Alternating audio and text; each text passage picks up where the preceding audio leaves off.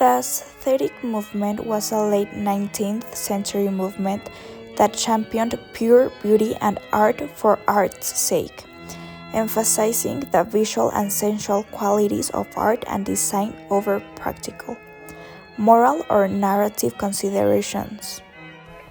The Decadent movement was the evolution of art and literature into modern society.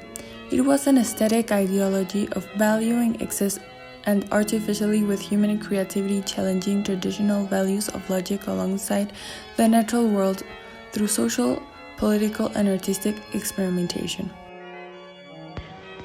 Figures of speech symbolize a great part of literature and writing. It elevates the deepness of a sentence, leaving the reader with a great sense of astonishment and satisfaction. They were really important to the movement because they are a beautiful way of using language, bringing life to words. Figures of speech bring an aestheticness value and help break down some hard concepts in an artistic way. Using this literal technique, it intends and encourages people around the world to read. Nowadays, we understand how it has helped human society. Major authors from the aesthetic movement were Oscar Wilde and Charles Baudelaire. Oscar Wilde is known as the father of the aesthetic movement as he was vocally interested only in the literary study of beauty and aesthetics. He was the first major writer to challenge classic literary structure and cause controversy for doing so.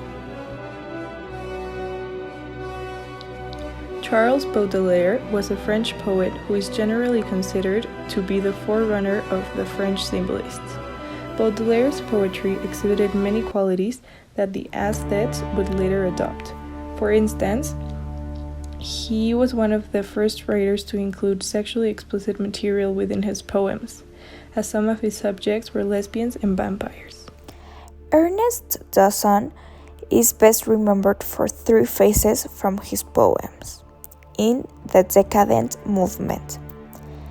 It was Days of Wine and Roses from the poem Vitae Summa Brevis, Gone with the Wind from the poem Non sum qualis eram bonae sub rego sinare, and lastly, I have been faithful in my fashion from Sinarae. He was one of the most gifted of the circle of English poets of the 1890s, known as the Decadents. Charles Baudelaire, his most famous work was Les Fleurs du Mal, that means the flowers of evil, and it expresses the changing nature of beauty in modern, industrializing Paris during the 19th century. French poet, translator, and literary and art critic whose reputation rests primarily on Les Fleurs du Mal, which was perhaps the most important and influential poetry of this guy. Now that we said the major authors from these movements, now the major artists from the aesthetic movement was Oscar Wilde. All art is quite useless. In this one sentence, Wilde encapsulates the complete principles of the aesthetic movement, popular in Victorian England. That is to say, real art takes no part in molding the social or moral identities of society, nor should it. Aubrey Beardsley's contribution to the development of the Art Nouveau and poster styles was significant despite his early death from tuberculosis. He is one of the most important modern style figures. From the Decadent movement, Franz von Bayros was an Austrian commercial artist, illustrator, and painter best known for his controversial tales at the dressing table portfolio. Félicien Rops, that was a Belgian artist, was known primarily as a printmaker in etching and aquatint.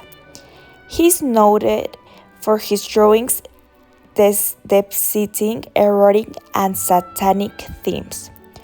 Rops is furthermore important for being a pioneer in Belgian comics, mainly known for painting, illustrating, and commercial artistry. The 5 examples of the book we chose are the following. First, that exception is plum, which somehow survives intact, but then what a muddy reddish hue it is, unpleasantly like lees of wine. This quote, in our opinion, belongs to the Decadent movement because of how it styles and gives a fancier look to a simple phrase. The next one is, this dining room resembled a ship's cabin, with its ceiling of arched beams, its bulkheads and floorboards of pitch pine, and the little window opening led into the wainscoting like a porthole.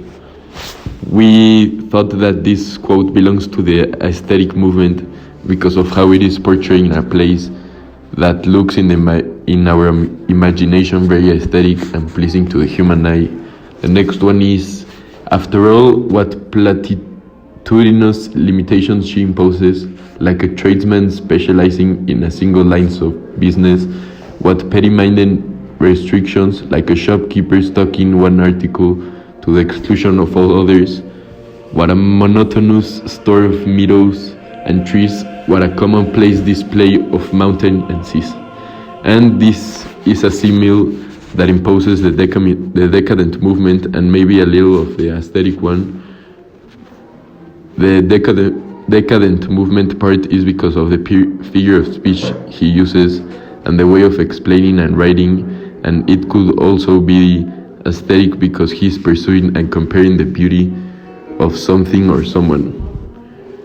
The fourth one is, one of these, bearing the name of Crampton, is an adorable blonde with a shrill voice, a long slender body imprisoned in a shiny brass corset and supple cat-like movements, a smart golden blonde whose extraordinary grace can be quite terrifying when she stiffens her muscles of steel, sends the sweat pouring down her steaming flanks, sets her elegant wheels spinning in their wide circles and hurtles away, full of life at the head of an express or a boat train. And this one belongs to the aesthetic movement because it is admiring the beauty of a train, and the author has a very big imagination and capacity to do this kind of writing and portrays it with how he explains the train. And our last one is his Orpheus, whom he compares to a weeping nightingale, his Aristeus, who blubbers about bees, and his Aeneas, that irresolute, garrulous individual who strides up and down like a puppet in a shadow theater. We thought that this last quote belongs to the decadent movement because it uses figures of speech to create more sense and interest in the sentence, and it makes it way more captivating to read.